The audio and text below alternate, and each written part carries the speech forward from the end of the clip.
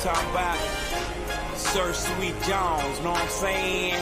Young Pimp C representing that UGK records. I'm out here with Hezeleo, know what I'm saying? My homie, my real homie. PA Fine, know what I'm saying? Block Stars, Volume 1, the mixtape, and it's going down. Broken glass and dope fiends.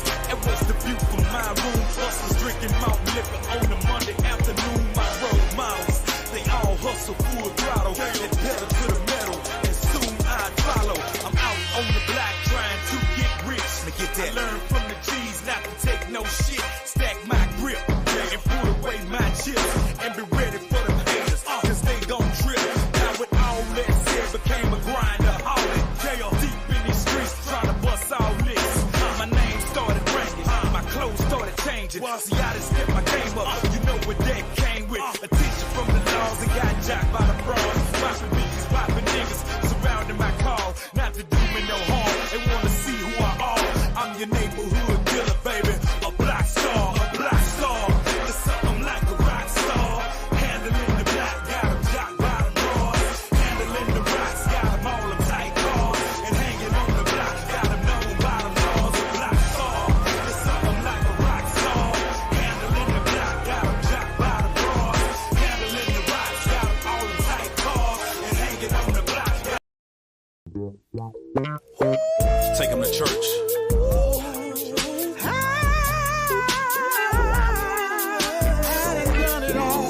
Done it all. Touched it all. I done done it all.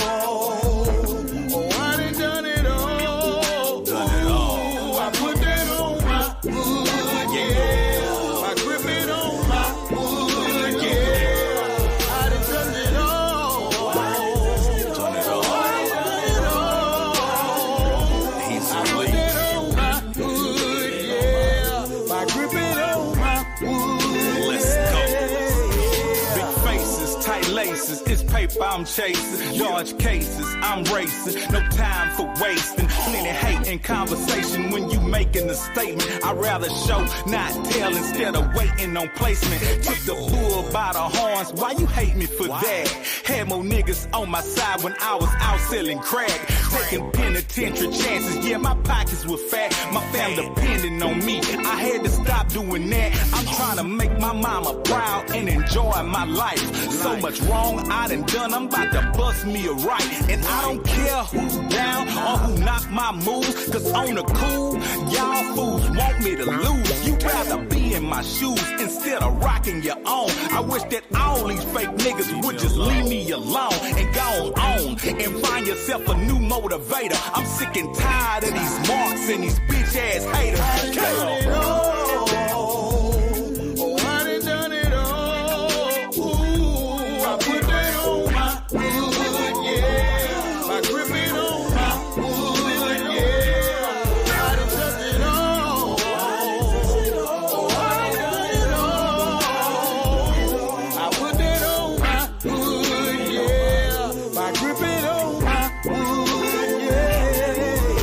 My hood and your hood, probably one and the same. Some trill, some real, some straight up lame. I don't knock now, nigga, nah, that just ain't me. When you a player from the start, that's the way it should be. I tell them get money, nigga, cause I'ma get mine. And if you see me at the club, I don't stand in no lines. A lot of boys clout chasing, pretending they own, like they never had shit, living words of a song. I'm in the zone, I'm staying on my trill campaign. You was a G like me, you would be doing the same. Get your mind on your money, homie, really get on it. Stop acting like a bitch, or you a man or a woman. Some niggas phony, man, I don't fuck with them dudes. Niggas love playing victim, they hustling to lose. Nigga, I spit it high and go, irrevocable truth. I keep it trill in the streets and 2 trill in the booth. Yeah.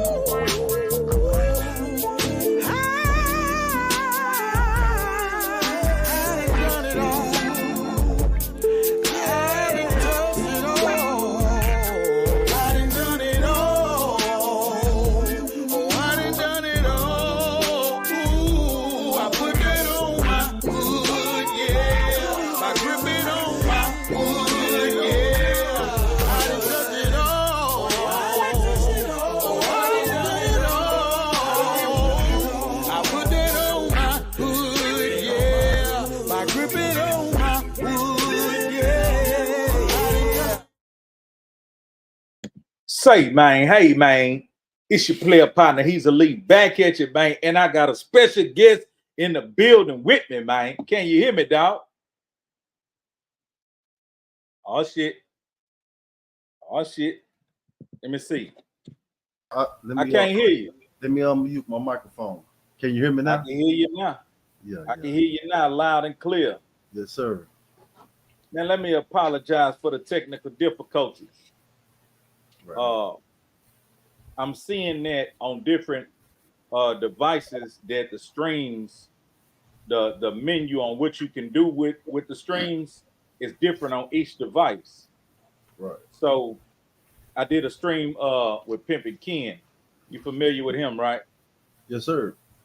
Okay, so I did a stream with him, but I did it from my phone, and it had the command go live together.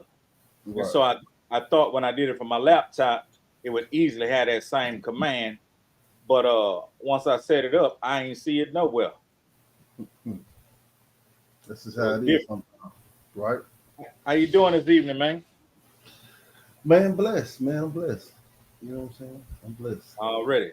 Yeah, and shout out to the chat for bearing with us, you know what I'm saying, and following us on over the StreamYard and shit. I've been kind of staying away from StreamYard a little bit, just going directly live on YouTube. But we back, you know what I mean, on StreamYard, so let's go. I got my man Maham in here, but I'm going to let him introduce himself, man. Let the people know who you are. Yeah, I'm Maham, the mentor out of Dallas, Texas. You know what I'm saying? Youth mentor, author, servant leader. You know what I'm saying? You said servant leader? Yeah, servant leader. What that mean? That means somebody willing to live by example. You know what I'm saying? As a man, you know what I'm saying? We kind of had this servant leader mentality. It's what I teach. You know what I'm saying? Because as a man, you're either going to be a servant leader or you're going to be a self-gratifier. You know, and the servant leader is a man who knows that he's here to actually, you know, have standards so he can be, be a person valued as a leader. You know what I'm saying? Respectable as a leader. You know what I'm saying? So a real leader is somebody who's willing to serve the people who he's leading. You know what I'm saying? So a lot of these people, they say they're a leader or they a boss or they whatever they saying, but they ain't got no understanding about nothing about what they saying. I'm a follower. I'm a natural follower. So I had to learn to be a leader. I'm not natural born leader. I had to learn. And so I'm a taught leader. So, and a real leader is somebody willing to serve the people who he's trying to lead, not somebody trying to gratify, manipulate, connive, trick, whatever. You know what I'm saying? So my thing is, whoever with me, we make each other better, stronger. I'm not better with you or without you. We make each other strong. I need you just as well as you need me. You know, I agree. Yeah. I agree. Before I get off into the questions, I like where we're going with this. So the leadership, how did you land in that role? Accident. I'm a twin. So you know, and somebody who's a leader, somebody who people look up to. I was asking somebody, what makes you a leader? Or how did I know I was a leader? I was a leader because I know a lot of people followed me. And that became aware because somebody was always saying a leader or boss. And then I asked somebody, you know, why y'all say I'm a leader? And they said a lot of people follow me. You know, whatever way you're going, people naturally follow you. And they follow me because I really stand. I say what I mean what I say. And that's admirable because a lot of people really can't do that. Or they Really say rare. It's rare. And but I'm careful about what I say. But I come from the area where what you say can be very consequential. You got to be very mindful. But I come from a family just like that, not from a neighborhood. You know what I'm saying? I got 7 brothers and 2 sisters. I'm a twin. Come on. Yeah, so my family was dangerous. You got a twin brother? I got an identical twin brother. I got another brother. We'll all be the same age for 1 week, and he'll turn a year older. Yeah, so, I'm the middle brother. The twin. Right. Are y'all alike in a whole lot of ways, or y'all totally different? Totally different. Yeah, that shit always keep me out, man. He's still my brother. I love him. I love him to death. But you know, we totally different though. Y'all don't get along? We get along. You know what I'm saying? We love each other. We don't like each other. Damn. Wow, because y'all look identical. I did a lot of time incarcerated, man. So while I was gone, you know, what I'm saying he was doing this thing, doing, and developed his ways. One of my biggest pet peeves is when people get success or get a bunch of money, they isolate themselves and they fortify themselves, and they think this is how they protect themselves instead of rejecting passivity. See, a lot of these niggas is passive. That's why I call them powder puffs. They passive because they can't speak up when it's time to speak up, or they can't be quiet when it's time to be quiet. They feel like they got to do something, or they got to deal with somebody. They can't tell somebody no. That's one of my biggest. You know what I'm saying? My question is this: Are you comfortable? Are you comfortable asking me for what you're asking me for? Then are you comfortable with a no? Okay, then you ain't. If you ain't comfortable with a no, you shouldn't be asking me what you're asking for anyway. They hate the motherfucking nose. Yeah, but my thing is, I make people understand. I don't always say no. I love to say yes. You know what I'm saying? But I make a person understand. Don't ask for what you want. Ask for what you need. But let's work for it. I don't mind that you want something, but don't ask for somebody to give it. So let's work for it. I walk with you. We'll figure it out. You know what I'm saying? But, Right. But there's nothing wrong with that. I'm here for that. You know what I'm saying? Especially if you're my brother. I want to help you. I have a desire to help you. I want to see you grow. You know what I'm saying? So So what? I ain't mean to cut you off, but where you originally from? I was born in Los Angeles, California. Okay. So, and my biological father was murdered before I was born. I was born in '77, in April. My dad was murdered New Year's Eve, 1977, trying to break up a fight. And then my biological mother overdosed on heroin 6 months after. He died in New Year's and she died in October in '77. So 6 months before and 6 months after. Damn, Lost man. both parents. So went through foster home, got adopted, and I moved from Albuquerque moved from Los Angeles to Albuquerque, New Mexico, and then from Albuquerque to Colorado. Then from Colorado we moved to Colorado, Arlington, Texas, and then from Arlington, Texas we moved to Fresno, California. My first job was delivering the Fresno Bee newspaper. Then we stayed in Fresno for a couple of years. Then we left Fresno and we moved to Marshville, Louisiana. That's out there. Yeah, that's in the middle. I went to Marshville Catholic School. I went to all black Catholic school in Louisiana. All my family. I'm Creole, so all my family was Creole out there. My adopted family was Creole. So all these people are now, they've been knowing me since I was a baby. I've been going to Louisiana all my life because my parents are Creole. My dad is from Cane River and my mom is from Alexandria, Louisiana. So both my parents is from Louisiana, and they Louisiana legends. So I accidentally grew up like that. You know what I'm saying? Right. Always been through Louisiana. And then I came to Dallas in 1990.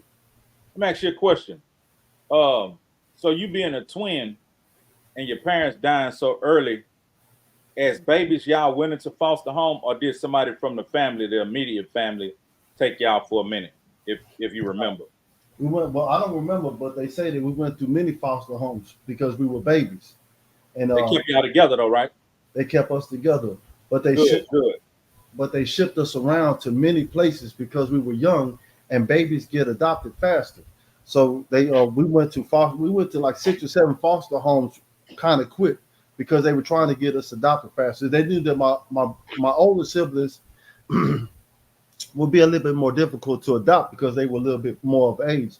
But because I was a baby, they shipped us around. But we ended up getting adopted by a Creole family. But my dad was black and my mother was white, so both families didn't kind of get along because of racism. My dad was from Alabama and my mama was from Texas.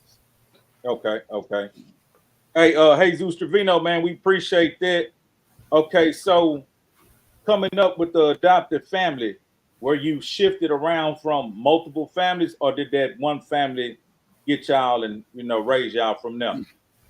Well, the one family got us and took us from there, but my parents got a divorce when I was about 7. So, and then my mama was a single mother. Then we went into welfare and all that. You know what I'm saying? We have food stamps. I wore XJ900s, Pro Wings. Hold on, man. You wore XJ900? XJ900s, yeah, with the Come on, man. yeah, we did. Our name brand shoes was Chuck Taylor's. You know what I'm saying? That was the best as he got for us. Hey, Yeah. I know you got in a lot of fights. Oh yeah. But I mean, that was how that was how it was back in my back in those days. Everybody fought. You know what I'm saying? So and I moved around a lot. So you know what I'm saying. But my brother had you see these my hand. He had bigger Ligo, right? So he been having that. I just got it when I was 30 something, 35 or something. My brother's been having it since he was 2, and my brother's my twin. Okay. So a lot of people used to tease him because of the vitiligo or whatever, whatnot. And that's how I became who I am. You know what I'm saying? Because they would tease him, and I had zero tolerance for teasing or bullies or whatever. And so I would just immediately attack. You know, that's why I was telling my partner, man. I said I grew up gang. I was gang banging. I wasn't a gang member. See, a lot of people y'all be talking to and be associated with. You talking to some gang members. I wasn't gang, so I can tell you what you wasn't doing. You know, we wasn't over here. Gang bangers didn't look at you and watch you. No, we moved. When you come through, we moving. So I don't know what kind of games y'all was playing or whatever y'all was living, how y'all was living now. You wasn't over here with us. If you came through my neighborhood, you best believe we was kicking up dust. We gonna move some furniture. You ain't coming over here. It ain't none of that. None of that. So at 7, you said that your adopted parents split and you was being raised by a single mom. Yes. I want to go back to them XJ9 Go ahead. and the goddamn Pro Wings. If you had to pick, which one would be your choice? Pro Wings. Out of them two. Pro Wings. The Wings? Pro Wings. Boy, they wanted the Wings. Well, when you asking me what's a better quality of shoe, I used to tell my brother, I said, man, I used to take them XJ900s, run and stop and slide, slide for about, 20, 30 feet just on them. I don't know where that plastic came from with XJ900s. And then the little holes, they after you wear the bottom out, they got the little holes in the XJ900. See, the Pro Wings, at least they had some squishy bottoms. They soles was a little softer. But I wore both of them. I had all the edges. I had them all. You know what I'm saying? But I think them wings was like knockoffs of the shit that was hot at the time, and they was better made. But yeah, you're right. Them XJ900s was straight up plastic. That shit was trash. Them whole came from Dollar General. Oh yeah, I don't even know what stores they came. I know we had a couple pair of them. And back in those days, man, we were athletes, man. We was athletes, so we were tearing up. We needed some real shoes for that. We needed more. If I would have had some real shoes, it would have been a different story. So when did you get into like sports and whatnot? At what age? I've been in sports ever since little. I always been in the sports. Played basketball, ran, boxed. I always did that. So I did that as a child with my family. That was a family thing. So in the sports, you know what I'm saying, as a younger kid, younger teen or whatever, when would you say you found the streets or the streets found you? When I was about 11, 12 years old. When my mother had a boyfriend, she got a boyfriend. And when she had the boyfriend, that's kind of what pushed me in the streets. You know what I'm saying? He didn't like us, we didn't like him.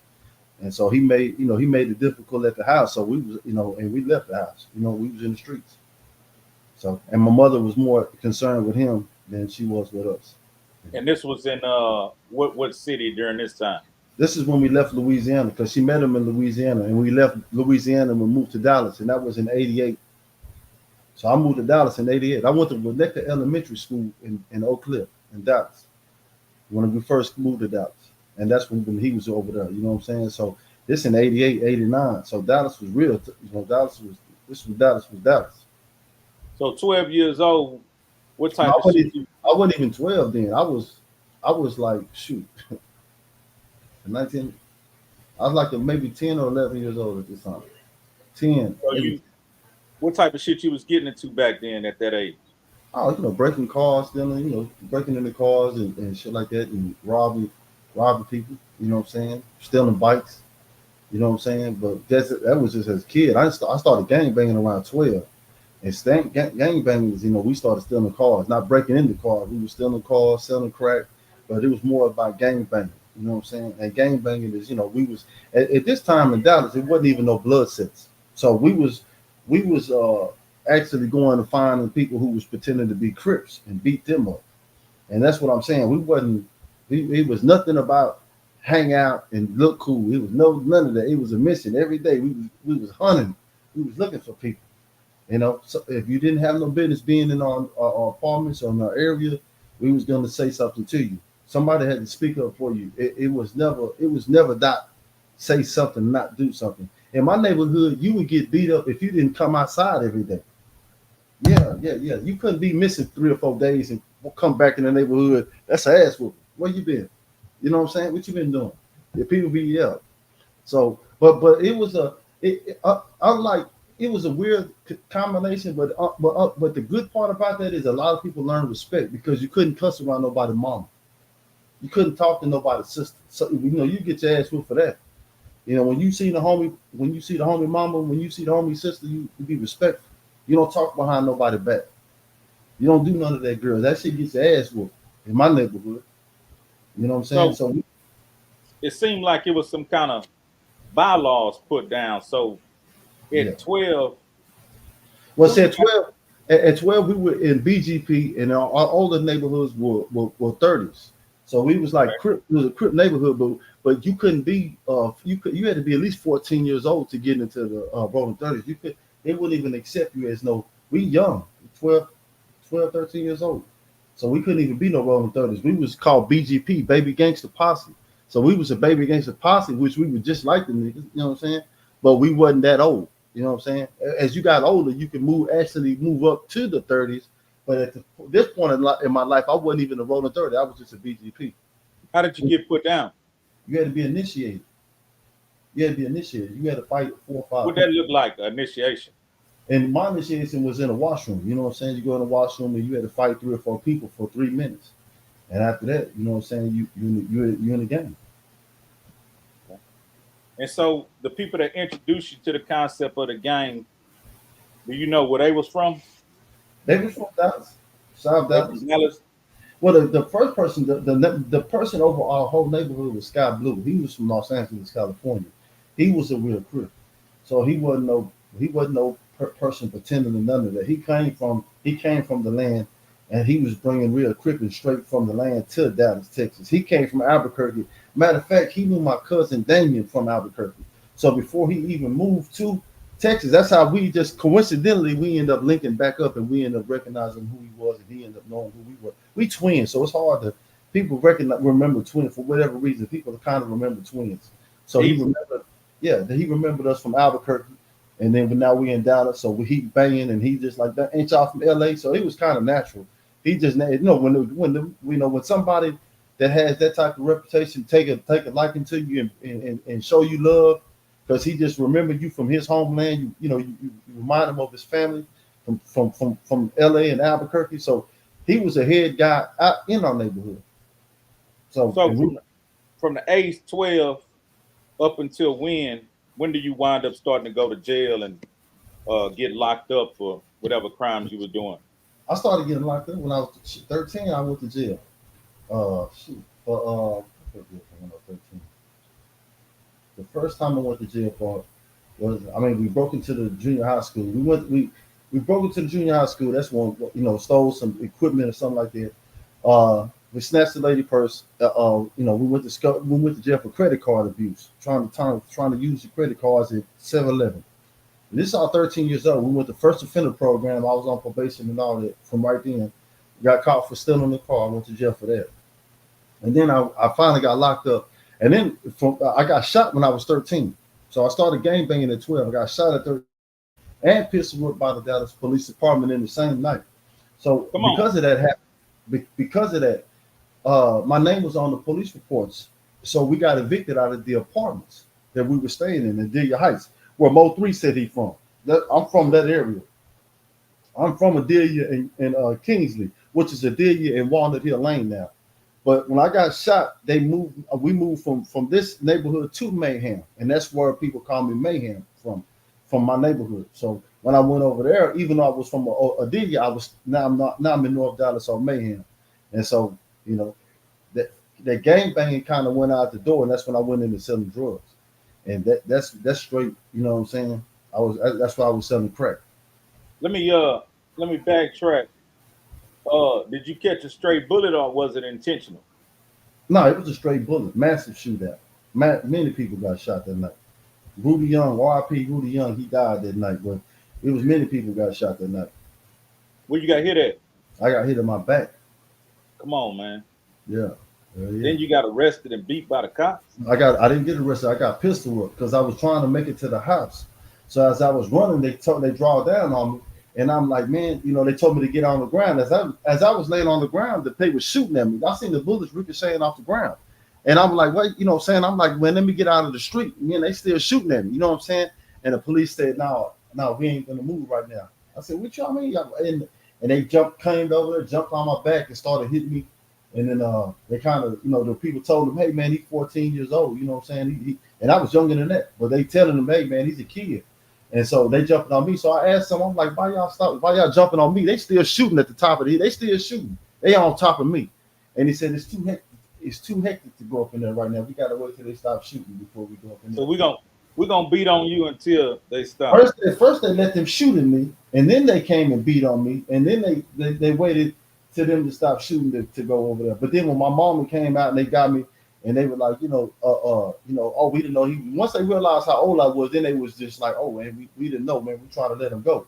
And then I told my mom was like, they stood me up, and I couldn't really stand up. And they were like, what's wrong with him? And I'm like, my mom was like, why you can't stand up? And I'm like, man, they were beating on me. They were like, we ain't touch you like that. And so I'm a pink ass nigga anyway. So as soon as they left my shirt up, they seen the butts of the butt on the guns and the bullet, the barrel. You seen all the bruise on my pink ass skin. They didn't know that I bruised quick. So all that shit was on my back, and they was just like, oh, well, he was moving. And I'm like, first you just said you didn't hit me at all. Now you said I was moving or whatever. And you got a bullet hole in you. No, I didn't have a bullet hole in me. It's a scar in me. So they got my back is already leaking. And so that's knocked the meat off my skin.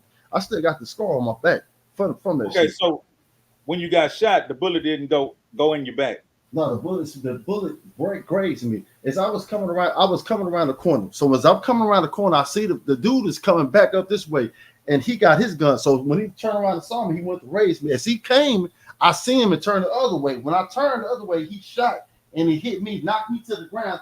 I jumped up immediately, and I didn't even know I was shot. I ran. I didn't even think I was shot. I didn't realize nothing. And then all of a sudden, I started feeling something wet. I didn't even feel like I was shot.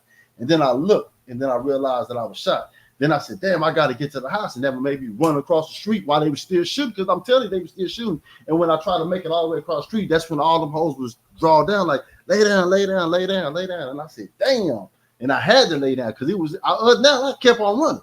But man, there was so many people with guns on me. I said, damn, I got to lay down. And then I lay down. Then they jumped on me. And I was just like, God damn. You know what I'm saying? So did they call an ambulance for you, or what they say? Fuck. Hell no. I went home. I went home. I got hit by a car and didn't go to the hospital when I was a baby. I never liked the hospital. But my thing is, man, I didn't feel it was. I knew that I got hit, but I knew that I was braced, and I knew that I wasn't hit. And I said, man, he just kind of braced me, man. I said, man, I didn't feel like I needed to go to the hospital. I didn't. Just goddamn put a Band-Aid on my shit. That's it. So back then, right, the cops' brutality, they didn't beat up on you and whatnot. Did anybody in your family decide, hey, we need to sue this police department? No, man, I was a bad child. Part of the game. Part of the game. Okay. So from there, you get shot, get beat by the laws, then you wind up getting introduced to hustling, right? Right. And that's at about what age? About 13, 14. Yeah. What does that journey take you? I got my first 50, 2 grams, busted down, made about $120. And I probably fell off about 3 or 4 times, but once I got the hang of it and what it was, my homegirl Falana, she sold work at the food line. So man, she had some decent 50s, but 100 slabs was beast. And then we got another plug named Kill. Then I ran to my boy named Twallow, and Twallow turned me on, you know what I'm saying? But I was just buying work then, you know what I'm saying? So I worked my way up from a 50 to a half a big, 63 grams. Right. And I'm thinking I'm doing something. Then I started learning how to cook. Then I went to learn how to cook. I was getting 9 ounces and I was selling big 8s. You know what I'm saying? 3 in the baby. And that's really what I was doing. I kind of stayed there because anything more, you don't want to buy crack more than the big eight. You know, other than that, you might be wasting money. But a lot of people really didn't know how to cook good crack. So I had got my customers and got my traps, and I would show people how to work and keep the work. And I just really kept my customers from a half a big to a big, 63 grams to 124 grams a time. So that was my lane. That's where I want. I didn't want to sell keys, but I didn't want to sell $20 rocks or none of that. I didn't want to sell 50s or none of that shit. I wanted to sell half a bigs and bigs, and that was my lane. And that's what I became known for. You know what I'm saying? I had a lot of people that was fucking with me. You know what I'm saying? Of course, I had some weed, but all the other shit was nothing. You know what I'm saying? Crack money ruled everything. Yeah. Yeah. Like a motherfucker. So you pushing, you done came up, you done got a system together. So how long does that run last? Man, I started balling when I was about 16, 17 years old. I went to prison at 18 years old. But I had my own apartment at 18. I had the Mitsubishi Diamante. I had a 1962 Impala. I had a 1994 LAC, money green, all gold and gold, white rat. This is 96. And I'm 16, 17 years old. Long hair, don't care, big crib. But I still go to school. And the only reason why I'm going to school is because my stepmother told me that I was so stupid that I should drop out. So I'm going to school really being spiteful. I'm going to school being spiteful because I left my house when I was about 16. You know what I'm saying? So I've been having my apartments. My first apartment got kicked in on Spring Valley. The police kicked my shit in. I had to get another one. And I'm talking about 16, 17 years old. Put my shit in the stores. I'm doing all this as a kid. Still going to school, but I'm selling work full time. My parents is collecting the Social Security money. My mother is. While I'm out here doing all this other shit, it's crazy. I didn't learn all this shit till I got locked up. I'm like, damn, I'm just getting a check. But you know, I'm out here in the streets. You know what I'm saying? Gambling, but I'm really selling work. So did all that. I caught an aggravated robbery case and an attempted murder case when I'm 18 years old because the dude that's trying to re-up for me, he got a front on me, right? So he's trying to score work for somebody else, but he ain't telling me everything. He just telling me he needed 9 ounces, but he already owed me for the baby, right? So I'm going over there to just collect my money. He gave me the money, and I'm like, well, where's the rest of the money at? And he was like, well, this is for somebody else. I was just trying to, you know, make a deal so I can get some bread, but he already owed me money. But that's not my understanding, and I don't care. All I know is he owed me some money, and he got some money in his possession now. So I went and got all that, and then you feel me? He got mad or somebody said something, and when he ran out to me, I immediately unloaded on him. You know what I'm saying? And then he went and he pressed charges. He said I robbed him, and he said I did all this other stuff. So, hey, that's how that happened. So how much time did you get from that? I ended up getting 15 years. Come on, man. At 18? At 18 years old. Yeah. Had you been locked up like county jail before, or? No, I've been, you know, of course I've been in and out of jail, but I ain't never had do no time in no jail. Okay, so now you finna go to the big house. You finna go to TDC. Right. I went to TDC. On some real nigga shit, I understand that, you know, you had a journey that was up and down and all the way around, but now you finna be faced with, you know what I'm saying, somewhere you ain't never been, a jungle that you don't know nothing about too much besides niggas coming out telling stories. How you feeling personally at that time? I feel relieved. I was a bad man. I felt glad that they said I finally, you know, I felt relieved. I wasn't out here in Dallas working a 9-to-5 job, going to school. No, I was out here applying pressure, and I was I was an evil person. I can honestly say I was evil, man. I would have hunted people down. I was hurting people left and right. I was shooting people damn near for nothing. I shot a lot of people on accident. So, you know what I'm saying? And then my partners that I still fuck with today, that I love. Damn. You know, shit, for real. So, you know, it wasn't no joke. If we did something, a lot of people hid guns from me. And I didn't even do no drugs. I didn't start smoking weed until I was 18 years old. And I ain't going, you know, but probably helped me calm down. I had a lot of rage and anger inside of me. And then I had got shot. So once you get shot, it makes you comfortable shooting somebody else. So I was very comfortable, and I didn't have no conscience. You know, I'm glad I got the time that I got, because I was supposed to have a life sentence, no doubt. I'm not supposed to, you know what I'm saying? That's the type of person. I didn't think I was going to live to see 18. A lot of people who grew up with me died. You know, they were shot or murdered or they got all the people in my neighborhood went to prison for something violent. Right. So what do you think helped molded you to become who you became when you had an evil heart and you just didn't care? Like the elements of finding out that your parents, was killed. Like, give me the elements you think that help you become that. This when I guess when my parents when the parents that I did have that I always knew I was adopted, right? But when I saw that my family and all of them really wasn't loving me the way I thought that they should be, maybe loving me to whatever, you know what I'm saying? The family that God had did provide for me wasn't really, they didn't care at all. They really didn't care. But I should have been more gracious or grateful, look beyond, or stay better, maintain my composure better. But I felt like when they didn't give me some decent shoes, when they didn't care about my grades, when they didn't care about what time I came in, when they didn't correct me when I was wrong, when they didn't, when you told me, when you chose your boyfriend over me, when you chose this, when you did all these other things, it showed me no love. And when a person has no love, that's where the audacity to kill comes from. You know what I'm saying? This is where hatred comes from, rage comes from. When you got a son that you ain't showing them no attention. Man, I was the fastest quarter in the state of Texas in 1994. Michael Johnson came to my high school and asked me to stop selling drugs so I can have a future in track. Then he went to the Olympics. I watched him run on the Olympics.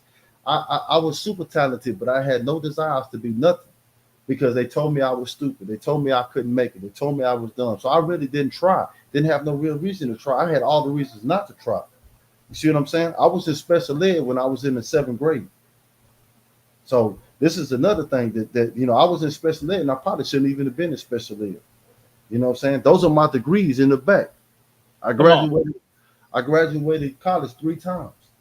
Wow. With honors. I got a degree in horticulture because it was the easiest thing to take. I got a degree in computer. Say it again, a degree. What was the first one? Horticulture. Plant science. Okay. Horticulture, right? And that's plant science. And then the other one is computer science. That's about how the computer works. Garbage in, garbage out. Then the last one is from Baylor University on my MBA from Baylor business, right? So just to show people, man, don't never believe on what people say. I was probably in special ed because of my behavior, definitely because of my behavior, because I made people afraid, bro. I knew that I'm a big guy. I just look nice, but my presence is intimidating to a lot of people. I'm 6'4", 240 pounds, and I'm a big guy.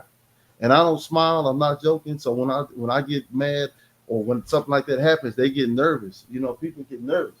I have that ability, but I've always had that ability. Unpredictable because of my twin. You know what I'm saying? And because he was coming there too friendly and he'll make 2 people comfortable. And I tell my brother all the time, man, people only do what they're comfortable doing. You got to make them uncomfortable. And I can't tell somebody what they won't do, but I can tell them what they won't do again. Already. You won't try that no more because it's going to be some repercussions. You try to defend. You get the 15 piece. How much of that time do you do? 11. 11 of the 15.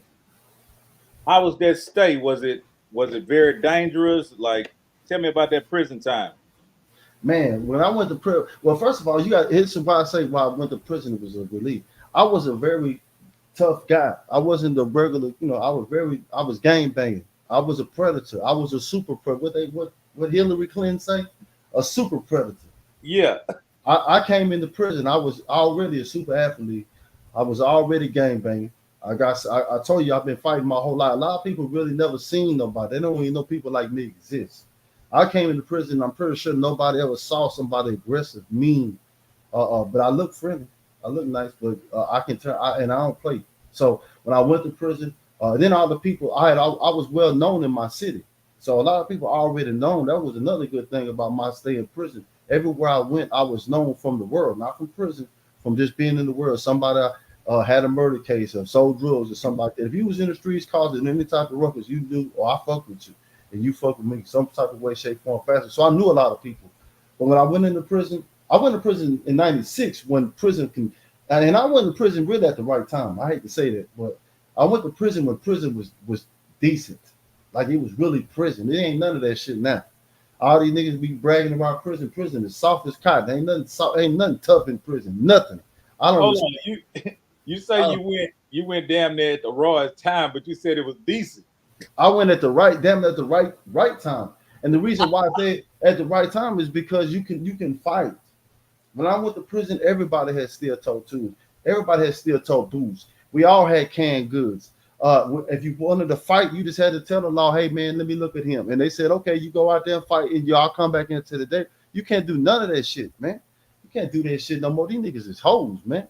These niggas be talking, they selling these stories and lying to y'all about prison, man. If you talking about you was tough in prison in 2000 anything, nigga, shut your weak ass up. Use the population. Y'all it's soft.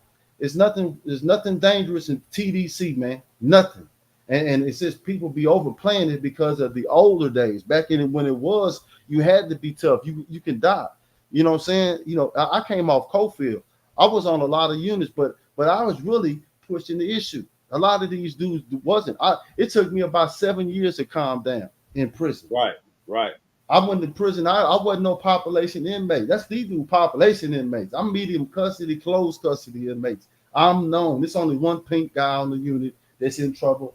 Everybody know me, and everybody know me, man. So yeah, I mean, I'm not, I'm doing my time. I'm doing my time, right, man. But I'm from the streets, and I'm just really giving, anybody who wants a problem, what I'm saying, if you're looking for trouble, I'm one of them one of the persons who, at first, I used to think I wasn't gonna. TDC taught me I was gonna mind.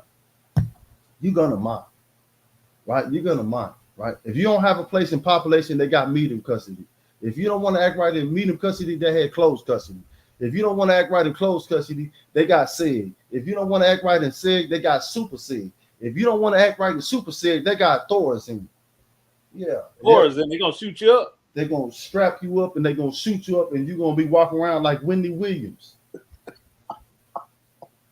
Damn it, man.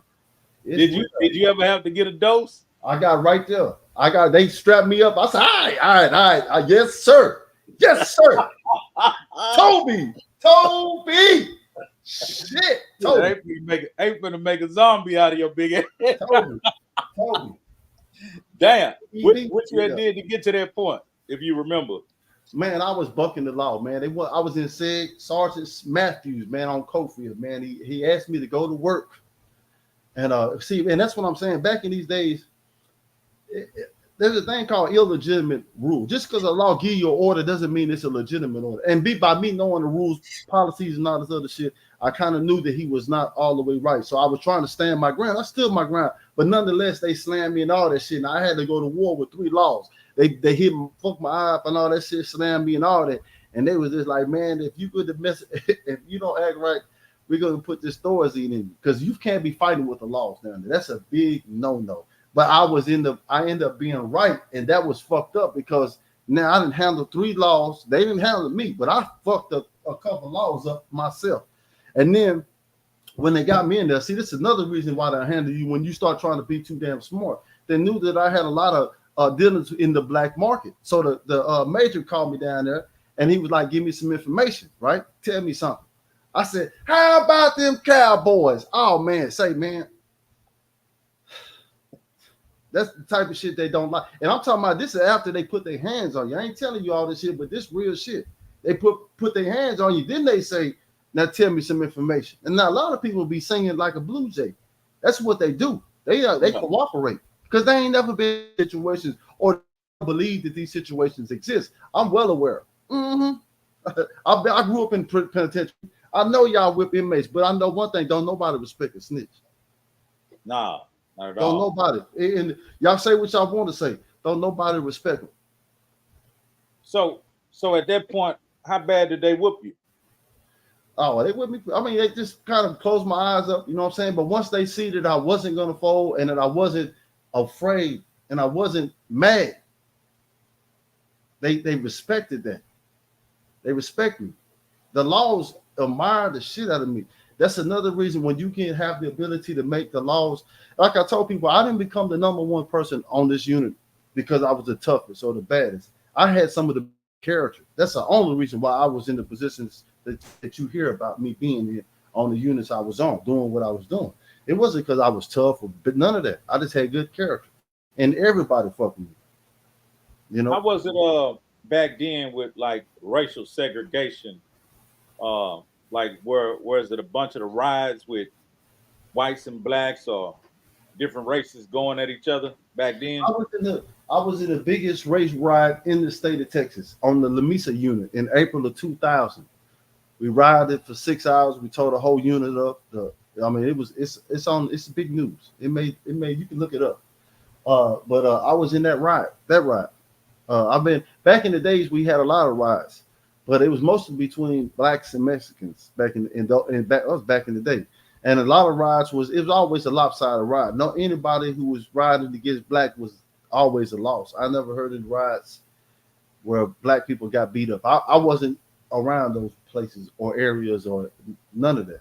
Everywhere we was at, it was always terrible for the Mexicans or whoever we was fighting. I was on the Wallace unit. We made every white boy ride one time. Every white boy on the unit had to ride with somebody. So, and when you say ride, I gotta understand it, but break it down for the people who might not know. Riding is when you have somebody else speaking for you or protecting you. You know what I'm saying? Like saying, "Hey man, this is my white boy. Don't mess with him." Because back in these days, see, a lot of times, a lot of people don't know. You can't claim every gang in TDC, right? There's only certain gangs that can even exist in TDC. But sometimes TDC will go to a period where they allow a lot of gangs. If you're a white gang, it's going to be one or two gangs. It's not going to be 100 different white gangs in prison. You're either going to be one of the top two gangs, either AB or AC, or that's it. It ain't gonna be no white knights. Cool, ain't none of that shit. You ain't gonna make your own gang up in TDC. If you're a Mexican gang, you're only gonna be one of the Mexican gangs. If you can't come in there and make no gang up. If you're a black person, if you're black, you can probably do whatever the fuck you want to do. But other than that, you really can't do what you want to do. It's hard because Mexicans are gonna stop you from doing that. And the white people were jumping on each other. But when the white people were trying to stop these gangs from creating or forming in prison, that's what they kind of do to themselves. But what they did, a crucial mistake, was they wasn't telling everybody else. And then when they was telling everybody, all the other gangs, like the black people and the Mexicans, was telling the white boys, don't do that because nigga got cigarettes right here, we gambling, we got drink over here, we got smoke over here, and y'all steady fighting over what? Because you don't want another white gang in here. So they did it 2 or 3 times, and after the third time, the black and the Mexicans got together and said, hey, look here, every white boy from here on out is riding. And then after that, we tore the unit up. Every white boy was riding. And that's why I say I've been there. I saw it. Not what I heard. This on the Wallace unit in 1999. Every white boy on that unit had to ride for about 2-3 months. Come on. Yeah. So he being spoken for. What is he doing in return, like for that favor? Is he paying or what is he doing? Pay. He got to pay for protection. He got to pay.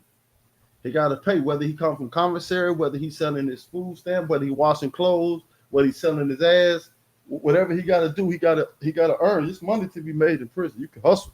You got to steal some cheese out the child hall. Whatever you got to do, you got to pay your way. So yeah, they pay. So back then, I heard a bunch of different folks talk about heart checking when you get there. Was that popping off when you got there? That was always jumping off on the units you was at. But if you was everywhere I went, nobody ever, and I was in mean cussing, you know what I'm saying? But like I say, your demeanor, how you carry yourself. A lot of people probably already assumed I had been to prison already because of the way I walked in there. But the way I thought, my mindset was nothing was more worse than my neighborhood. I love prison. As far as fighting, it's like nigga, if one of us is gonna be the predator, bring your bitch, come on. And that's my attitude. And then everybody who I was locked up with, I felt worried. I felt like I belonged in prison. So I was right where I needed to be. My mindset was right where it needed to be. I was born to be in prison, damn near. I was raised to be an inmate, damn near. When I would hit whatever unit I would hit, wherever I would go, I would get my bag. You hit a unit, you go to UCC. When you come out of UCC, they send you to your dorm. Whenever I go to my dorm, I take my commissary, my property. I put my commissary, my property down. I take my damn shirt off. I put my shirt over my damn shoulder, and I go hit that day room, and I stand on that bench, and I look for any nigga that got something to say. This is the heart check. I'm looking for a nigga to say some fly shit. And when I go to the day room, I look out there, and the first thing they say, where you from? I say, I'm from Dallas. And they say, what part? I say, North Dallas. Then they say, hey, man, don't you know? And hey. And then Yeah, that's what's the name. God damn, what's Mayham's in it? And then you know this nigga? Yeah, that's Mayhem from the neighborhood. That nigga's down for such and such. Yeah, then your homeboy over here. You got a nigga to stay over here. Your boy, I'm like, all right, what's up? What you wait the shit, nigga? You know, I'm just saying, is it all? It's all right. We ain't tripping like that over here. Okay, bet. You know what I'm saying? But if a nigga come to the day room with his head, if I would have came into the same day room with my head down and sat on the bench and been quiet, a nigga might would have said something. Like I just told you, people only do what they comfortable doing, and people know you pick and choose your fights you want to fight. And if you looking at a nigga that want to fight, I already love to fight. That's another thing about me. I don't want to hurt nobody, but if I want to fight the people who want to fight, kind of. And that was some shit before prison. I was fighting before prison. I'm a fighter before prison. I'm known for that. Before prison just kind of, like you say, amplified it, because even in prison, I didn't have a lot of fights in prison, but the fights I did have, people talked about them hoes. You know what I'm saying? Like they're like, damn, he wouldn't. You know, my thing was I fight till the gas come out. Back in these days, when we fight, I'm not fighting till the police tell us to stop. Nah, I'm gonna stomp you. I'm gonna fuck you up. I'm finna fuck you up.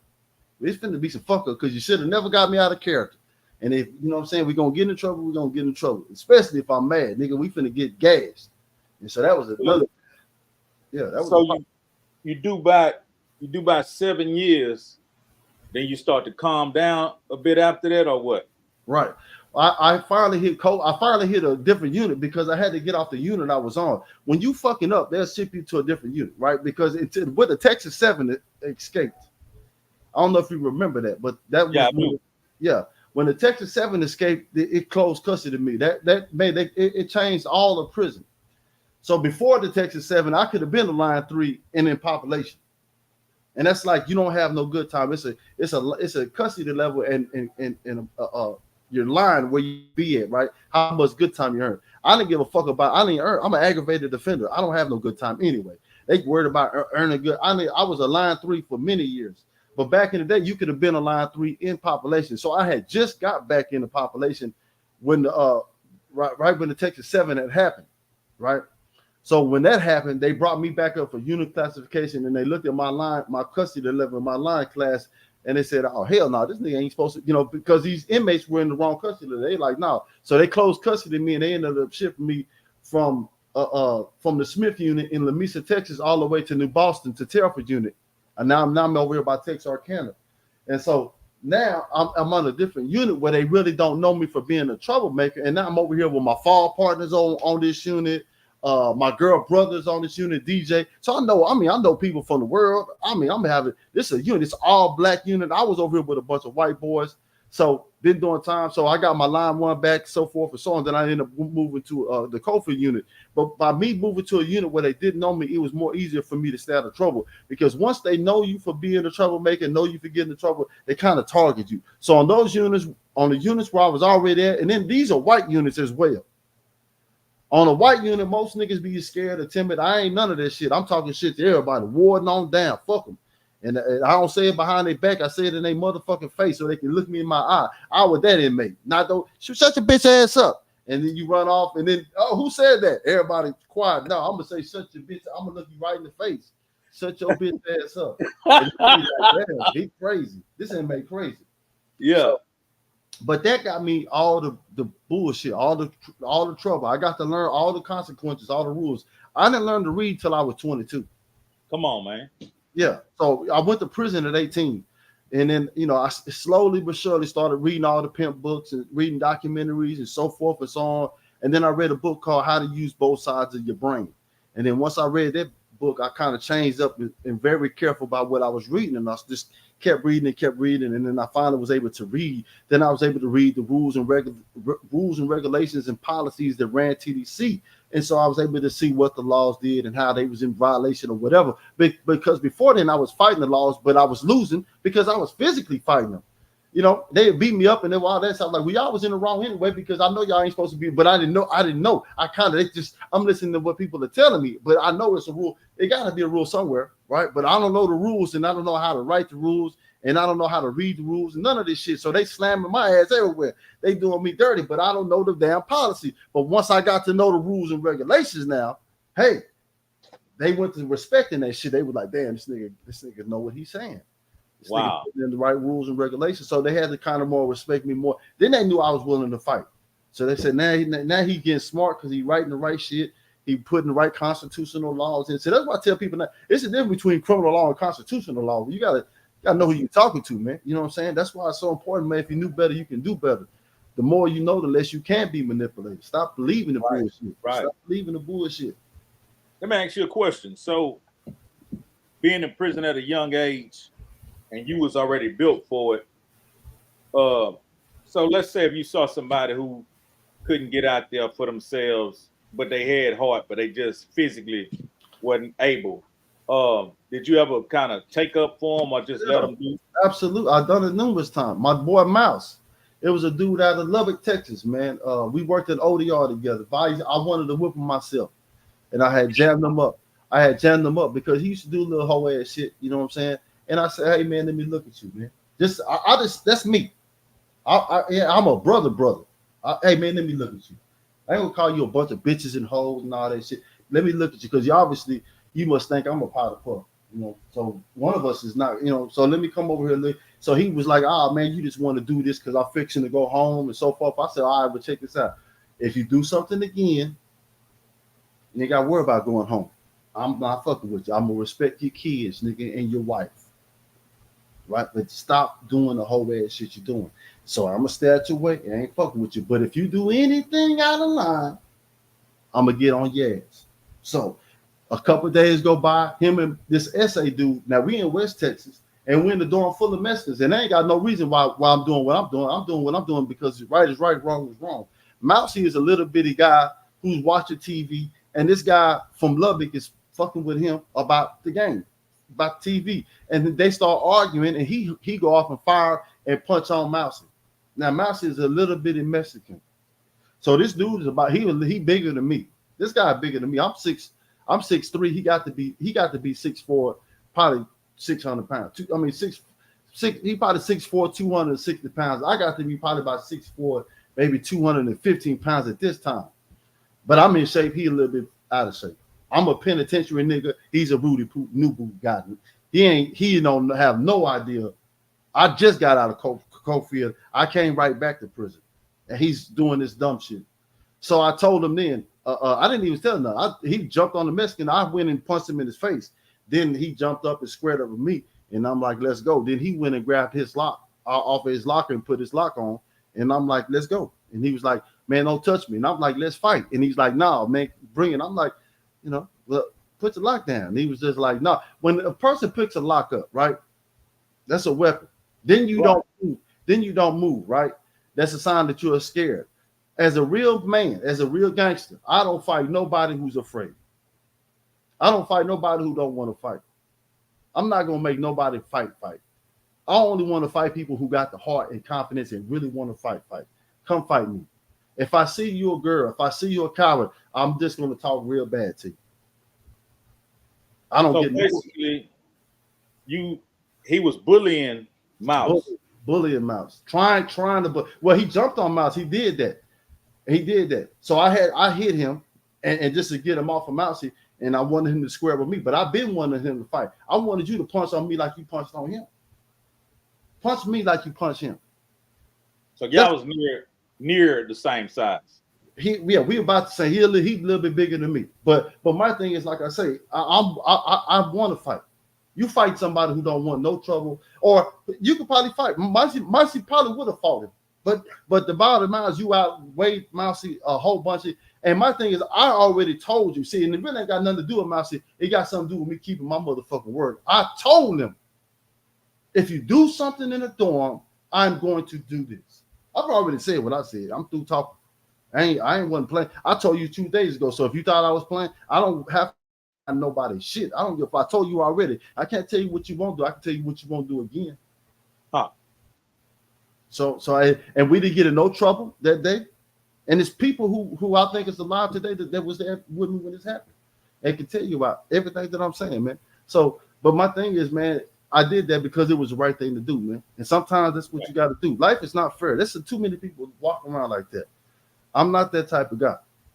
I didn't think I was going to be here to see 18 years old. So I got to stand on principles now. You know what I'm saying? Because if I'm still here, I'm still here. And like I was just saying, if I see something, I'm gonna say something. Why? Because it's in my peripheral. I ain't one of the people I mind my business. You shouldn't. I shouldn't have seen it.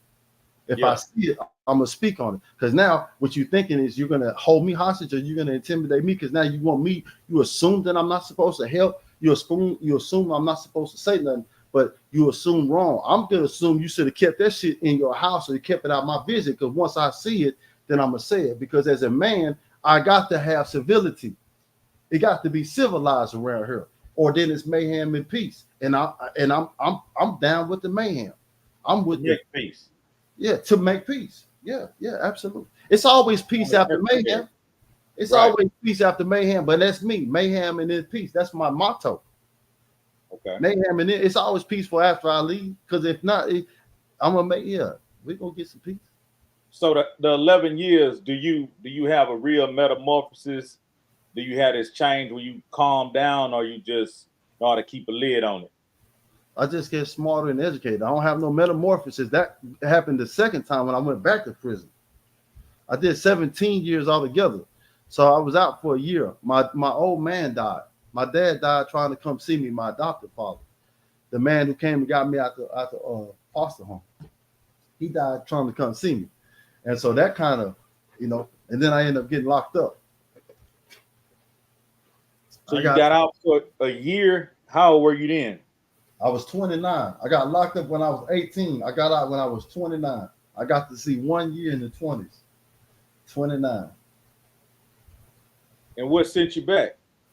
I went back. I got unlawful possession of a firearm by a felon, and I got caught with a half a brick. Come on, man.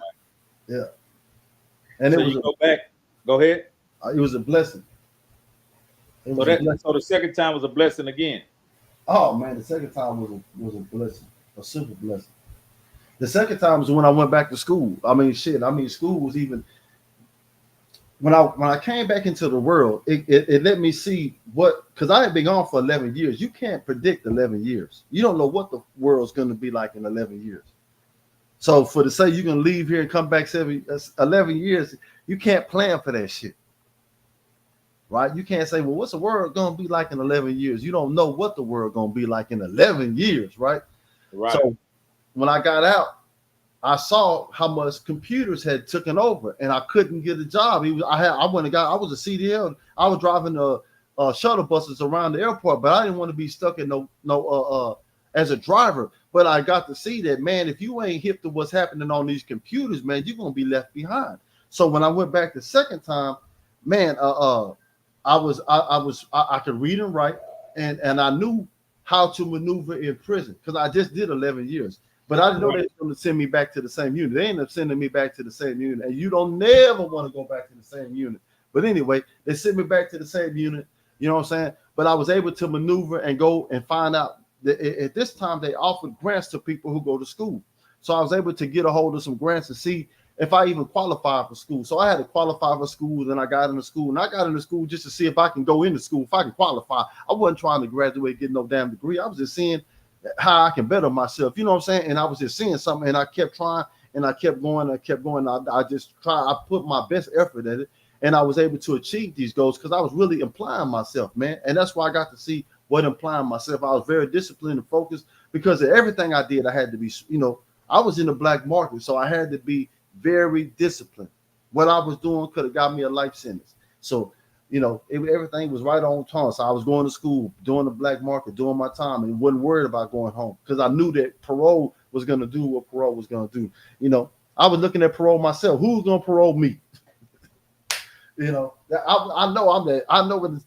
how hard it was for me to get to parole the first time. Shoot. Let alone this time, I know they ain't finna be able to let me out. So I wasn't worried about parole. I was just doing my time and trying to get my mind right and preparing myself for what I was gonna do when I got out. So I wasn't caught up in prison politics. I wasn't caught up on what they were doing. I wasn't caught up on no soap opera shit. I was a real nigga from day one, and I've always been there. And by the grace of God, I had real people that I grew up with. I wasn't real by myself. I grew up. My neighborhood was full of real niggas, and that's another thing. Yeah, I'm not by myself. I got a lot of people who was with me, help me. I was never by myself. You know what I'm saying? What's up? I've always had some solid people around me that would always help me maintain my character, keep me focused, keep me humble, keep me, always family first, prayed up. We prayed in the trap house. Everything we did, we prayed. And people be like, y'all was praying? I said, man, we prayed with choppers. We prayed with a Mac. Yeah. I don't know what y'all, and when nobody see it, when nobody scared over here, so everybody where I was with we was living the vida loca. Y'all drawing bitch ass niggas better praise God. No. I said strike down with great fear. Yeah, for real. Yeah. So you educate yourself, you get degrees off in that thing. That's the second time. The second time I went to prison. When my dad passed away, I asked myself, what would my dad want me to do? And my dad would say he would want me to be on my A game. And that's what I started trying to do, get on my A game. I was trying to redeem myself for my father because my dad had just passed away. My dad was my dad was the most uneducated person out of Louisiana that was trying to help anybody. You know what I'm saying? My dad was a real man, a comedian. He was a good guy, and he tried. You know what I'm saying? And he was worthy. And I'm glad that I got to meet him. I'm glad he was my father. I'm glad he came and got me out the orphanage and shit. I mean, he was so I had to say, man, I got to do better. And that's what I've been doing. You know what I'm saying? So I just said, hey, man, I'm going to do better. And I've been doing it. So, and then went to college, graduated college, got out of prison, started my businesses and just, staying out of prison, working, writing my books. What year did you get out? I got out 2014. 2014. And you've been out of trouble ever since? Yeah. Already, man. I've been on paper since 2016. Okay. So this 8 years paper free and all that. Have you ever found yourself frustrated and kind of want to digress and become who you once was, or? I just said myself, it's a lot of stuff that I saw make me want to start banging. And, just want to start tearing shit up. But nah, I can't do this. A lot of stuff you want to. It's never going to be a finish. There's never going to be a place where that's not going to be a thought. But you always got to reject that passive. Remember I told you about having passive. It's easy to go back to being who you used to be. It's hard to maintain who you be. That's so every day I look forward to and remind myself never to lighten up. Always tighten up. Don't never go back to who you used to be. You know what I'm saying? Despite how you feel, don't let nobody dictate what you do. It's always principles over power. This is what I teach. But stop trying to do everything yourself. Because when you do it by yourself, you're going to find yourself by yourself in last place. You feel me? Because you cannot do that. It's a lot easier to reject passivity in the presence of a lot of men than it is to be by yourself. And you're passive because you're alone. You ain't got nobody to help you. You can say what you want to. I guarantee if I'm standing behind you and I say, knock that nigga inside, you can fire. But if you by yourself, you might hit him, but you go hit him a little bit more harder with your boy behind you. I'm telling you, you're going to do what you're going to do. You on the basketball court and you go up there and you dunk the basketball, you're going to dunk the But if you got your boys behind you, imagine how hard you're going to dunk the basketball. Right. Imagine you're going to have that you got to do it for your boys. And that's what I'm saying. That's that unique power that people don't remember. And it's hard to get people to follow and get people to remember, like, okay, why am I fucking? But some people naturally want to see that. They want to be a part of that group that can make everybody be a better person. Because he ain't trying to compete with you. He trying to create with you. He trying to appreciate you. You know what I'm saying? Because when you're around a real nigga, you appreciate him, man. You appreciate these niggas be doing too much competition. That would be making me want to start back banging. Nah, man. Yeah, man. We need you right where you at, man. I'm just saying, but keep in mind, this is the reality and the reason why is because you cannot be cannot be wise without being a fool. And a lot of these guys be thinking they're a fool, and I'll be like, you really ain't that damn foolish. You really trying. I mean, you ain't the smartest, but you ain't nowhere close to being a fool. You got a lot of potential, but you think you're a fool. You think, you know what I'm saying? And what I mean is you ain't picked no cotton. You ain't been outside in the fields in September when it's 100 and you don't know what it's like. You don't know what adversity is. You don't know how bad life get. You ain't never had to walk down the run and seen an inmate hanging because he hung himself. Because it's you ain't got to see that. You ain't got to deal with that. Your sanity, seeing all that shit. Remember who you are. Reading. When I read about our ancestors, right? When I read about, I used to think my life was difficult, right? I used to think about how, I used to feel sorry for myself. That's what probably kept me in the position I was in. I was thinking about my life, my dad being murdered. I would look at myself and I would say, damn, my life. And then when I started reading about our ancestors, when I read about Frederick Douglass, right? I read about George Washington Carver. These people, man, when you read about their life, man, that it will humble you. I started to appreciate the troubles I had. I said, damn, my life ain't that damn bad. Shit. Boy, you see what these men had to go through? That's adversity. I was blessed. I didn't have to go through none of that. So I started appreciating everything that I had. I learned to appreciate the adversity that I did have. And I also learned that I was built for it. Prison taught me that I was built for adversity. Everybody might not understand that shit. I'm built for hard times. I'm built to sweat. I'm built for you to punch on. I'm built for you to abuse. I'm built for sacrifice. I'm built for it. I'm a true man. I'm here for the family, not here for myself. And I told somebody that today. I said, you can find a good man, right? You can look at a man, he can be raggedy as hell, right? And you'll respect that man if his family is taken care of, his kids are clean, his house is clean, his lawn is clean, but he looked like he ain't shit. He got raggedy clothes on or whatever. But the man can have the best clothes on. He can have a nice shirt on. He can have a suit on. He can have a Bentley, a big old house. And that man, kids is fucked up, and his wife is trash, and his family, his mama broke. Everybody gonna look at that man and say he a bitch ass nigga. These days, they'll look and say that nigga successful. But that's what they'll say in his face. That's another thing. That's what they'll tell you in your face. Yeah. But what they gonna say behind your back? Yeah. See that, and that's what I tell people all the time. I mean, y'all let money mean so much to y'all, but back in my day, money couldn't save you. If you was a whole ass nigga, you was gonna get robbed. Money couldn't save you. If you was a real nigga, being real can get you in doors that money cannot get you into. But I come from a different law. I'm not trying to be rich, and I'm not trying to be famous, and I'm not trying to be real. I'm trying to be principle driven. That's all. I'm trying to be principle driven, and I'm trying to steady maintain and try to get better because I know I can get worse. Yeah, so you got to be trying something. Though you think ain't no, I ain't doing that. It's too many. I'm not doing. I'm good. Really ain't. Who says that? When they started that. But again, this kind of new era is these young people aren't teaching themselves. Nobody's teaching them. They want to come like I've had so many young people look. I'm talking to them and they trying to teach me something. And I'm like, you know what I'm saying? Like, do you really you don't know shit? You ain't. What makes you? And my question is, what makes you think you know what you're talking about? I remember when I was your age. See, you don't look like what you've been through. Right. Because I'm not a victim. And that's another thing that I teach about being having a victim stance mentality is saying that what you have been through is stopping you from doing what you got to do today. So many people I used to do.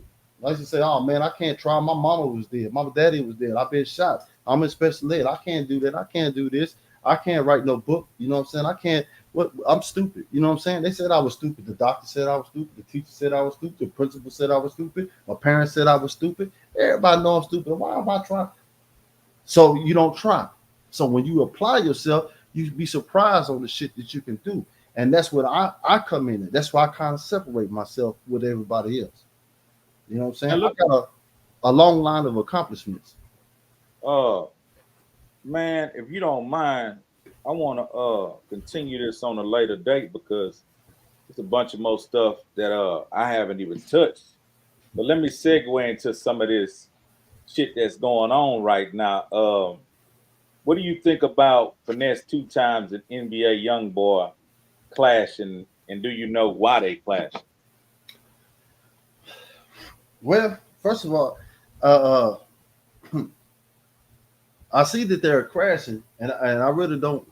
I mean, I can analyze a little bit, but it's just the signs of the time. These are two people that have a lot of say so. They got a lot of influence with today's time, but they don't really know who they are. You know what I'm saying? They don't know who they are. They don't know who they are. NBA young boy, young man, he painted his fingernails. That's nothing respectable about it. He think it's okay. He think he's thinking that he has got to a point, and this is why I say what makes a nigga a powder puff.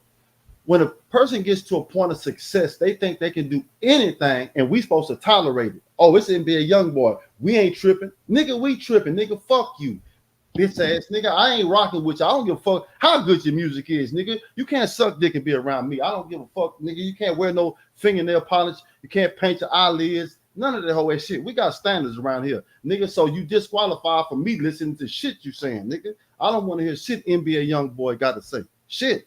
And I hate to say it like that, but nigga, I ain't finna call him no bunch of bitches and hoes and none of that shit. He don't even exist. I'm not no real fan of Jay-Z, right? But that nigga said some real shit. He said, those ain't real to me, do not exist. So vamoose, you son of a bitch. And that's saying a lot of shit.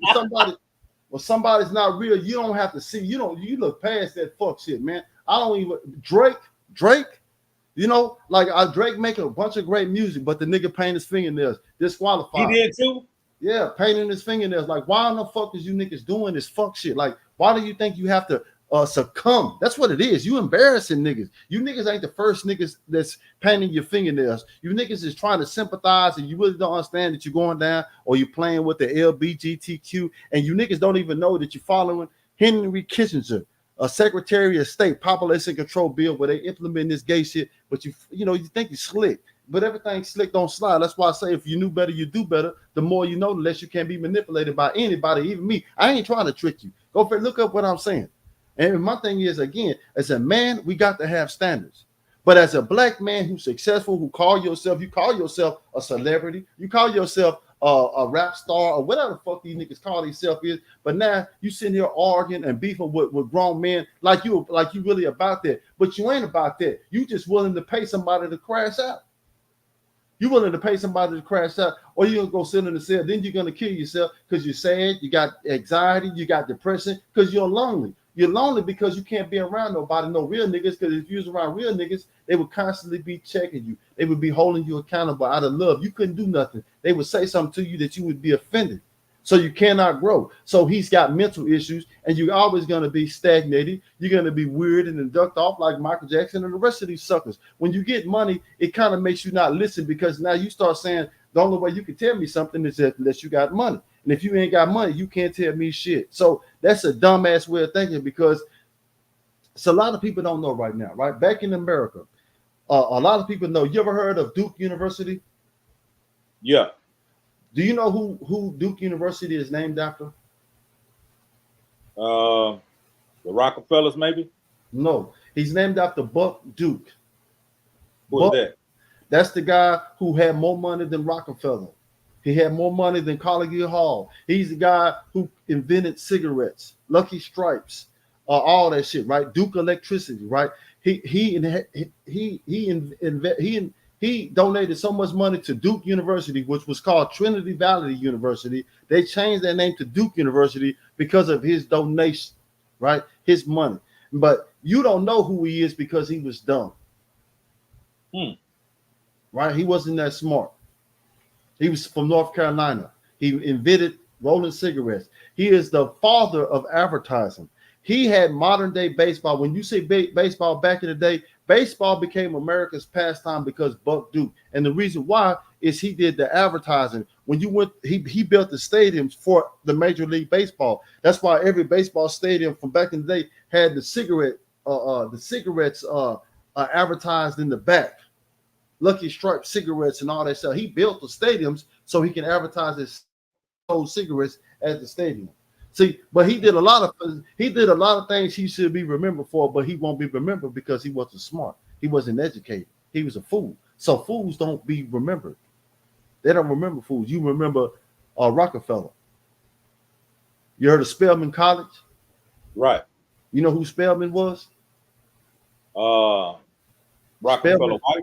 Yes, Rockefeller White. The Rockefellers invented our modern day education. They were smart. They were thinking. They were educated people, but they kind of did all that. But my thing is, I just want people to know being smart has everything to do with it. Because when you're dumb, you can have a bunch of money. Don't mean shit. Don't mean nothing. You're soon part. Look at Kanye West. You know, look at Kanye West. And for people who saying that Kanye West is for us and down with the black people, I say to this, Kanye West said he had $6 billion, $6 billion. We got to be careful with these type of guys. Nat Turner said first thing you got to do when you want to goddamn liberate yourself is you got to get rid of the powder puff black people. If Kanye West made $6 billion, how much money did it make them white folks? Right. And now all of a sudden you think you finna flip out and trip out and nah, bro. You know what I'm saying? And then I hate for it's people like Kanye West is one of the type of people where he want to run back and tell us some shit like he went and discover something, but you ain't telling us nothing we ain't know. We told you been knowing. And fuck if you didn't know or not. You had to know because we told you before you went over there. You know what I'm saying? You knew what you were doing the whole goddamn time. You only reason why you running back over here with us now is because they finally disagreed with you, and now you actually playing both sides like the typical new wave shit you see that it's not principle driven no more. It's power. So wherever the power at, that's what these niggas is doing. Painting their fingernails, putting whatever they got to do, they willing to do it. You know? Yeah. Hey, them niggas doing everything under the sun. Hold on. Yeah. Okay, so here's some other shit on some hip hop shit. It's been a rap battle between Kendrick, J. Cole, Drake, and Rick Ross went on and joined it. You got any feedback on that? What you think about that? Man, I mean, it's Powder Puff Bowl. Powder Puff Bowl. That's what I'm gonna call it the Powder Puff Super Bowl is what's going on. I don't know. Hey, you remember the Powder Puff Girl? I ain't never heard of it. It's a little cartoon. They had a monkey on their name, Mojo Jojo. That shit was funny. Yeah, but go ahead, man. Give me your commentary on it. I just, I hate to see people just, it's almost like, I tell everybody as a brother, as a street guy it's always a family. It's always membership. I always got to constantly remind my people, man, stop competing, man. Stop hating.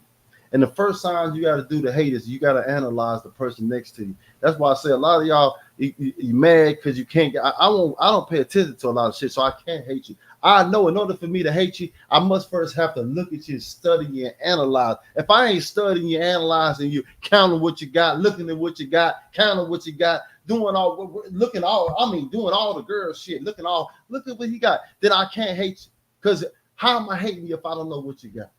Right. How am I hating you if I don't know what you're doing? I don't know what you're doing. I don't know what you got. I don't care what you got. It's not in my peripheral. But people only pay attention to what you want to pay attention to. When you start paying attention to the wrong shit, that will have you discouraged. Your attitude is what's keeping you from being successful. It ain't with you mad because you hateful. And you hateful because you spend so much time analyzing what everybody else got and what you don't got, instead of just analyzing what you got to do to get you where you want to go. Do what you got to do to get you where you want to go, and don't hate on nobody. You are worthy of what you have. And whoever got what they got, they are worthy. Respect people for what they got. They earned that. That's his. Appreciate that. Appreciate what your homeboy got. Love what he got for him. And then, so forth and so on, man. I got a lot of brothers and a lot of sisters, so I can't, I know what it's like to share. I love to share. I love to see my people with shit. I love to give stuff away. That's what we're here for. These the days of people feeling entitlement. Right. And that hate is dwelling in their heart because they feel like somebody should give them something. Right. So your perspective is like really, really different, but it's necessary. Nobody owes us nothing. Nobody owes us anything. If anybody gives us something, it's only because they felt it in their heart. Though nobody owes us nothing. It might not be your fault you're in the predicament you're in, but it's your responsibility on how you deal with it. Sometimes you can be in a fucked up position and it had nothing to do with you, bro. Nothing to do with you. It got nothing to do with you. It might have something to do with your mom, your girlfriend, your homeboy, and now you sitting in a place that you never thought you was gonna be. But it's your responsibility on how you want to deal with it. You can deal with it like a man, or you can deal with it like a powder puff. Powder puff. That's the word. Well, look, man, I want to get back at you and dig into the music side and the authorship and everything you got going on. So could we do this on another day? Yeah. I appreciate your time, man, and all the input. It's inspiring Thank because, you. like you said, you ain't no victim. No, I'm not. I'm a victor. I never been a. I never. I never been a victim. I was always the suspect. You know, and I tell people that I'm not trying to be. I hate saying that because again, I changed my name from OG Mayhem because when people start hearing my story, they get caught up in like, damn, this nigga really, yeah. But I was saying, man, I want y'all to understand, man, that I really try to improve myself. I'm embarrassed for the things that I have. I know my value. I can tell you that we come from great people. We deserve to be great people. We can be great people. There's nothing wrong with being great people. It's more valuable, more respectful. You know, we got value, man. And I wanted to show that. I wanted to let people know I can be civilized. I can have class. I can have dignity. I represent my people and my family and my race well. I'm Creole, but my race is black. You know, and I understand who I am and I understand my value. And I understand when I do something, I make us all look bad. If I mess up now, I make it hard on the felons. Not only black people, but I make it hard on my felons. So I gotta be a rapper. I can't be out here trying to gang bang and throw up CDs. You know what I'm saying? I wear red, blue, all type of colors now. You know, because I'm not caught up on none of the stuff I've been through. I'm not a victim. I'm a victor. And then it ain't no finish line. And it ain't no finish line. Ain't no finish line. There's a lot of people get comfortable. That's what I mean. People get comfortable. I'm not that type of person because I come out of prison. And prison means never comfortable. Hey, stay ready. People's like, you stay ready. I said, try. I don't know how to not be ready. That's all I know is ready. From 18 years old, you got to stay ready. Stay ready. If somebody get out of line, are you willing to stand? Are you willing to do it? Can you do it? Or do you stay ready? Some people don't do it. They ain't like that. They never held themselves to that standard. They never had to. You see what I'm saying? So by the grace of God put me in a position. But guess what? Before I went there, I already had to have a standard because but prison was tough. But my neighborhood is tough. I tell anybody, my neighborhood was the more dangerous than prison. My neighborhood, where I grew up on Mayhem and Hezeleo, it was more fighting, more stabbing, and more shooting. If we had guns in my neighborhood. See, in other people's neighborhood, you might have fought a lot of shit.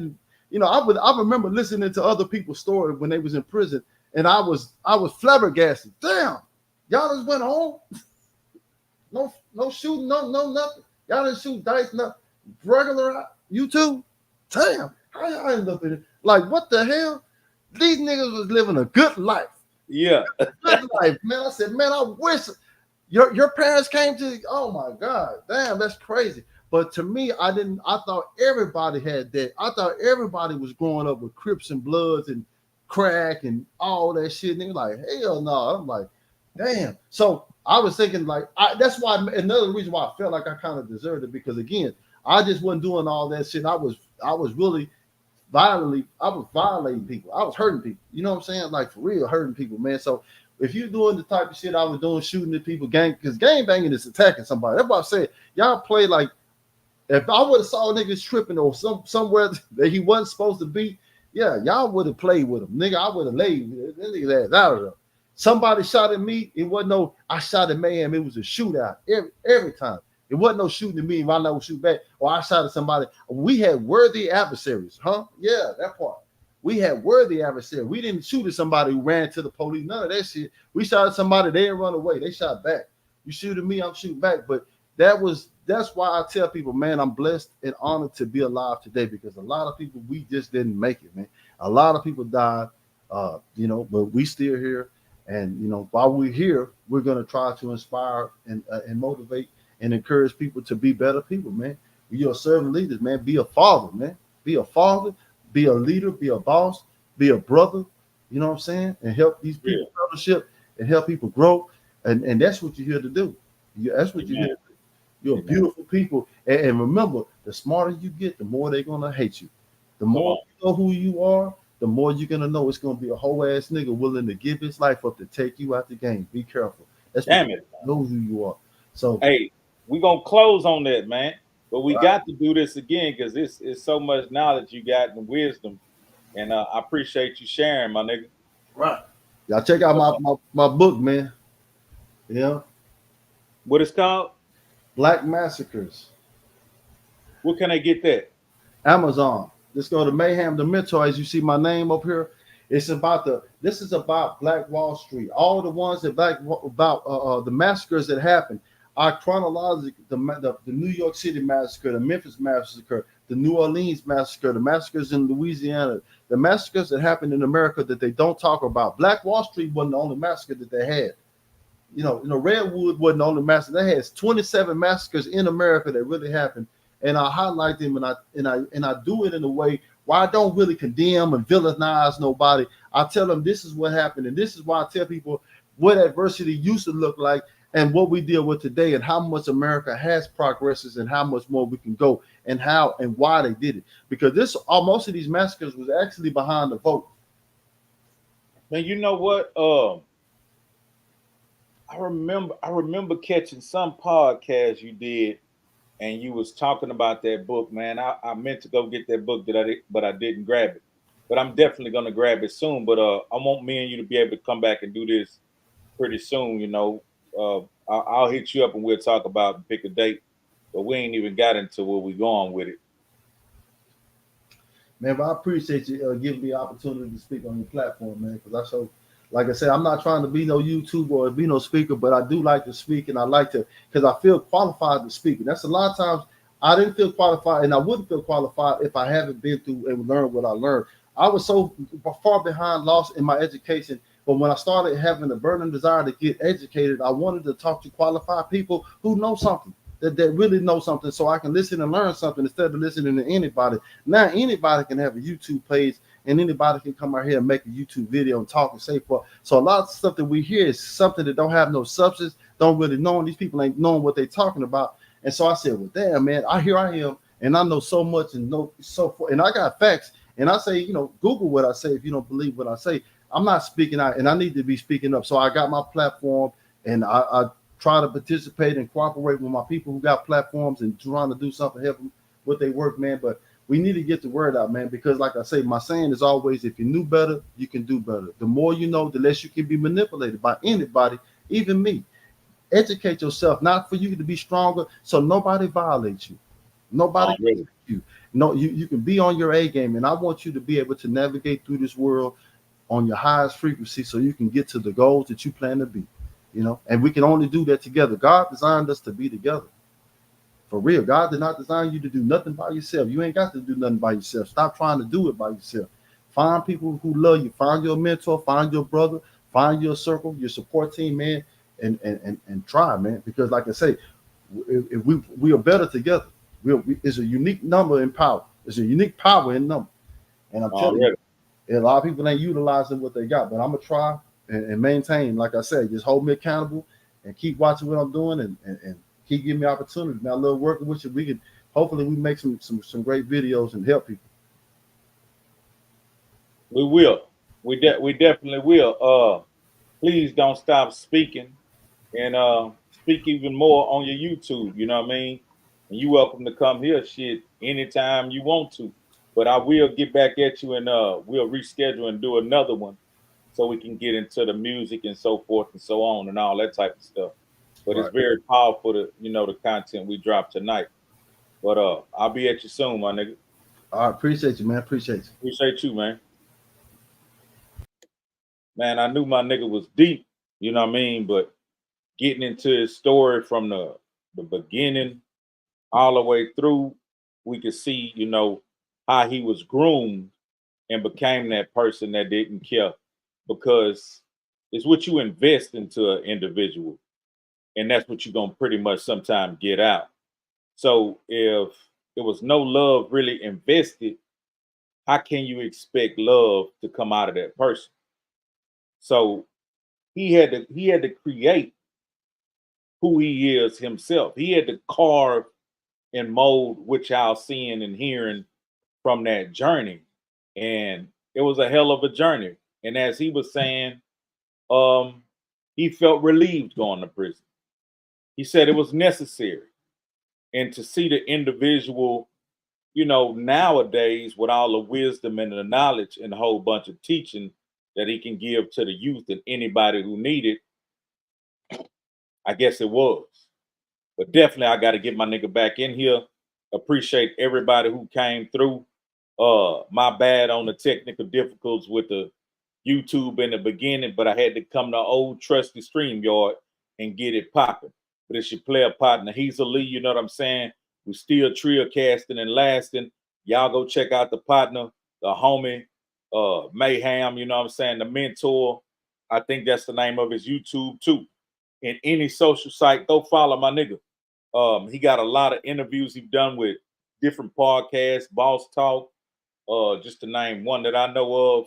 And it's always some in-depth shit that he's speaking on. So you gotta appreciate that type of shit in a whole mass and land where it's nothing but cockamamie. Now, don't get me wrong, I watch some of the cockamamie too. I'm entertained by a few niggas, but at the same time, a nigga need that goddamn soul food and that brain food. You know what I'm saying? So yeah, it's your boy Hezeleo, the Jug Master. Shout out to my nigga Maham, you know what I'm saying? He came in here and dropped some real trio shit. Hope y'all appreciated that. Share the video. But guess what, my niggas? I'm out.